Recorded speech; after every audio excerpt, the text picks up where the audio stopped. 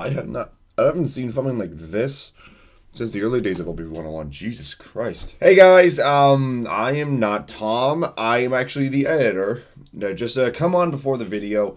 No, because, well, Tom would have filmed this, but he's kind of busy trying to catch up to his shows because he somehow found time to do so. But anyways, I want to come on to say sorry for the lack of uploads for the past couple weeks. The last upload was the Avenged Sevenfold review, and it hasn't been anything since on both this channel and LP 101.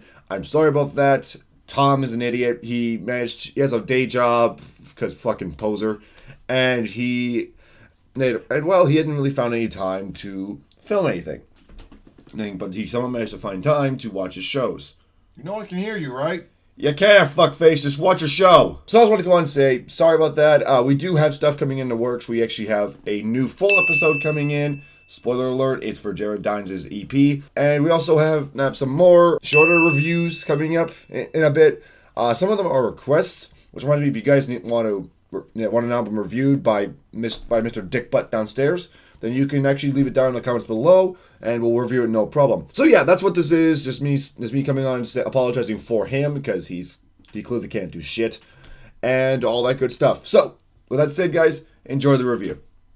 Yo, can you stop at McDonald's? Give me some food. I'm hungry. Get in your fucking self! I'm your editor, not your butler. Enjoy the review. Well, it sounds like Mike's trying to get back in shape. I don't think he needed to. But, you know, he's probably doing a lot of exercising and running before he gets in the studio. We'll find out in a bit, trust me. Whoa, shit! Welcome to the Metal Reviews channel. I'm your host, Tom McKay. And today we are talking about The Devil Wears Prada, not that shitty movie. I swear to God if I hear the comparison to the movie. No, today we are actually talking about the band, the Christian metalcore band, The Devil Wears Prada. These guys are so good. Oh my God. Like, pretty much, there's a lot of music within the Christian scene, the Christian music scene, they mostly doing with rock and metal, that really just so good. Most of it is better than most of the metal that you would end up listening to anyway. I mean, honest to God, bands like As I Lay Dying, the aforementioned Devil Wears Prada, and Skillet are amazing Christian bands. Nowadays, not really doing so well. I mean, Skillet released that piece of shit Unleashed. I might get into that another day. And As I Lay Dying hasn't been around since 2013 when Tim went to So, the pretty much just leaves The Devil Wears Prada to be put on the knife. Not really a good year for Christian metal and rock, is it? And well, I hope that this album will change that. I'll tell you right now, this album is kind of a continuation from what they were going off of with the Space EP and 818. I mean, not really much in the way of Dead Throne or Zombie EP. If you love Dead Throne, but you also love 818 and the Space EP, you'll probably walk in this album with high hopes. But if you like Dead Throne but didn't like the direction they were going after that album with 818 and Space EP, you might be a little disappointed. I don't know, it depends. But we have the new album here. The album that is going to probably stitch things together.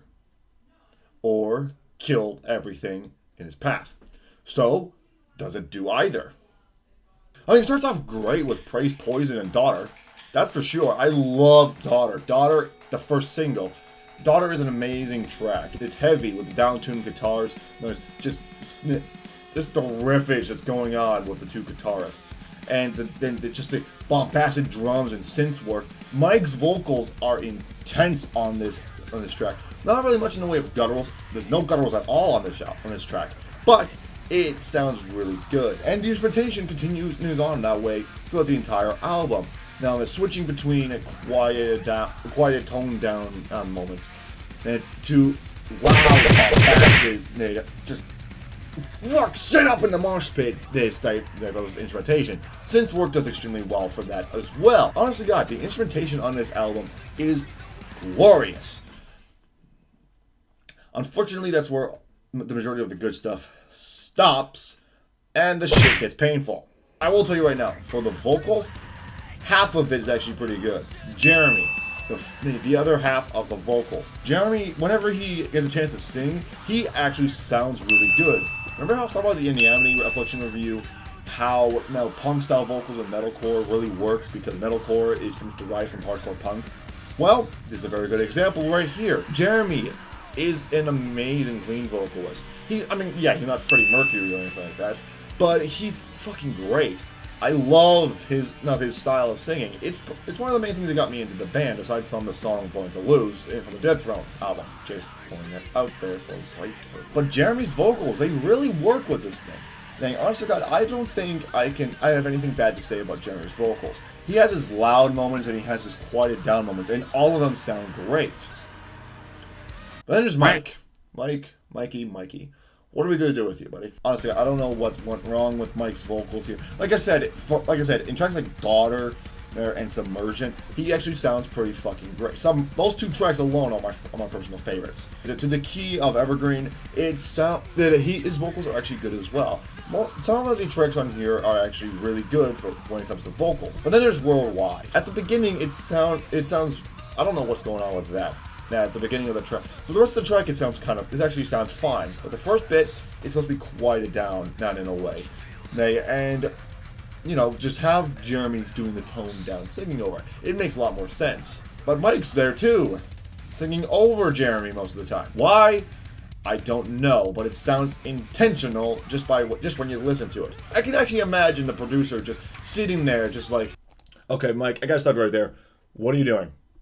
Why are you singing over... Are you supposed to sing over this part? You're actually supposed to sing over this part. Seriously?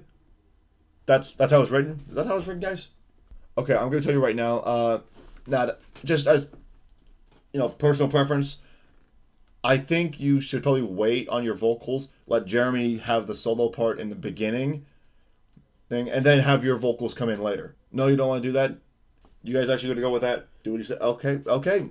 All right, we're going to do it your way. All right, we'll do it your way. Have your vocals in. This is going to sound like shit, and it does. It sounds like total shit. And also, remember how I said Daughter that has no gutturals? That's pretty much the first half of the album that does not have gutturals. Honestly, the first half of the album. Now, you don't hear any gutturals until Detroit Tapes. That's track 6. The first 5 tracks have no gutturals. But here's the part that pisses me off about this. Ready? When the gutturals do show up, they're background noise. They're fucking background noise for the vanity screams, which I'm okay with that. But when he finally gets the solo part with those gutturals, he sounds like he's gonna vomit. For this entire album, Mike either sounds like he's going to pass out because he's exhausted, or he's going to fucking vomit. He tried the exhausted type vocals on Space EP once or twice, and I don't know what ended up clicking in his brain to make him think that those are actually good. But there's more of it here, in case you're wondering. And Home for Grave Part 2? Home for Grave Part 2 is literally trying to reinvent the wheel from Lulu. Yeah, remember that piece of shit? Yeah, no, we don't need a reinventation of Lulu. Look, I'm gonna just cap it off now. Overall, this album could have done something great because the instrumentation is really good. Jeremy's vocals are awesome, but Mike's vocals killed the album for me. Mike is either really good some of the time, but then you get to the point where he's exhausted or vomiting all over the microphone, and it ruins the experience. This is the weakest album from Devil Wears Prada, and I really don't want to see a continuation from this type of style with Devil Wears Prada. I'm not saying push back, but I'm saying definitely reinvent the wheel. But this style is not working anymore. It's gotten old, and you're pushing it too much. It's never going to be the dead horse. Leave this be. Reinvent the wheel somewhere else, because this style is no longer working. So, that's my review of Transit Blues by the Devil Wears Prada. What are your thoughts on the album? What are your thoughts on the band in general? Let me know in the comments below, and be sure to suggest more music for me to review in the future. I already have a couple submissions that I'm going to be doing, so definitely wait up for those. Now, I won't tell you right now because I'm running out of time, but I'll let you know right now I have 2 submissions, one for a full episode in the future, and another for a quick review that I might do soon. Until then, I'll see you guys in the mosh pit next time. Have a good night, everyone.